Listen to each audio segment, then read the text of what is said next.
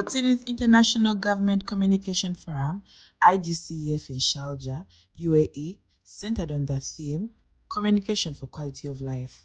The event, which included over 237 speakers and more than 110 activities, explored how government communication can improve human well-being and build sustainable societies.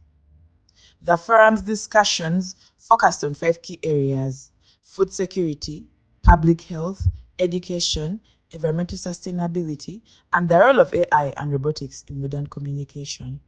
Professor Osama Khatib, director of the Stanford Robotics Laboratory, highlighted the immense potential for robotics to transform key sectors across Africa.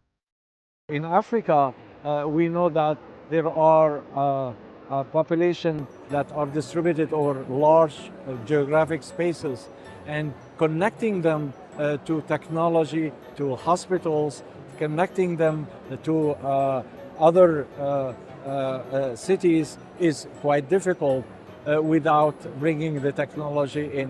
And the technology of robotics is in a way a tool to allow us to have many clinics in many villages within a country.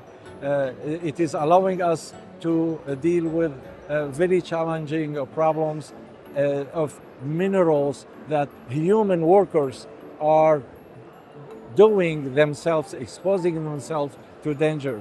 Robotics can be assisting by removing the worker to a safe place and connecting the worker to this robot that will be in the dangerous areas.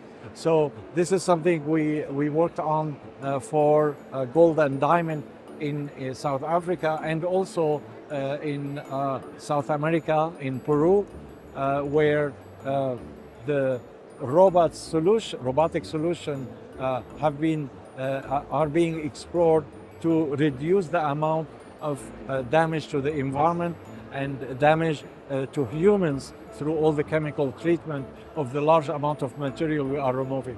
So, for instance, we are able to do almost minimally invasive surgery in the mountain to go to the ore and remove what we need. We don't destroy the whole thing and remove all the material. It is amazing how little by little we start to understand the potential, but it's always involved human. We cannot get robots to do the whole work. We need the expert. So the worker who is performing the work today can be removed from the danger and reconnected to the robot, and the two together that can do it more efficiently. He emphasized the critical shift in mindset required to achieve this vision. This call for local empowerment was echoed by William Kamkwamba, the Malawian inventor and author of The Boy Who Harnessed the Wind. Kamakwamba, whose story of building a wind turbine from scrap materials became a global phenomenon. One thing that we need to do in order to identify most of innovative people in many countries in Africa, we need to come up with some challenges, or some challenges to young people. Say, if we see a problem, let's see, don't just see that a problem as a problem, but see as a opportunity.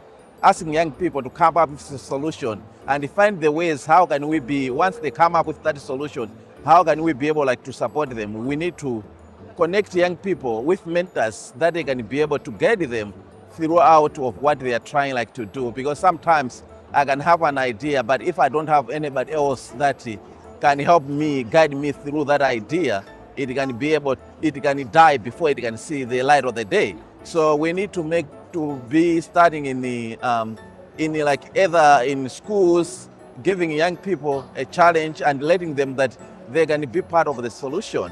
It's not like that everything that they are learning, they can also be able to implement what they can be able to do with the knowledge that they have from the community or from school.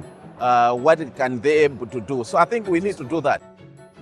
He stressed the importance of reforming educational systems to be more hands-on and problem-solving oriented, encouraging young people to see the value in their own creativity. I know the importance of writing exams and being passing those exams. They are very important, no doubt about it. But I think one thing that we also need to do we also need to learn, not to just pass exam, but to learn to have that knowledge and how we be able to use that knowledge back.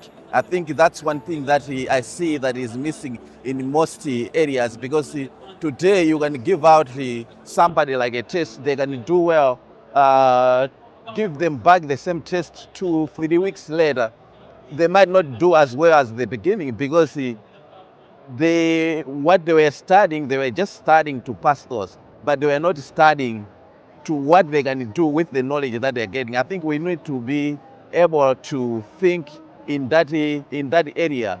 We should be able to focus in that area. Complementing this focus on homegrown solutions, Selena Lee, CEO and co-founder of AI platform Zindi, shed light on Africa's rapid adoption of artificial intelligence. I think there's tremendous opportunities. Africa has the fastest growing working age population in the world. Companies like Google, Microsoft, AWS are all taking notice of this. They're establishing major data centers, offices, in presences across the continent.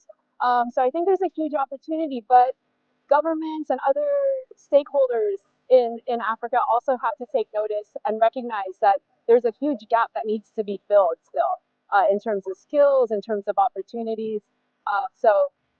And then there's one other opportunity I want to talk about is that uh, what we found on Zindi, so we have a community of 100,000 people from across Africa and other regions that are underrepresented globally in artificial intelligence. And what's unique is that they understand the market, they understand the opportunities and the challenges.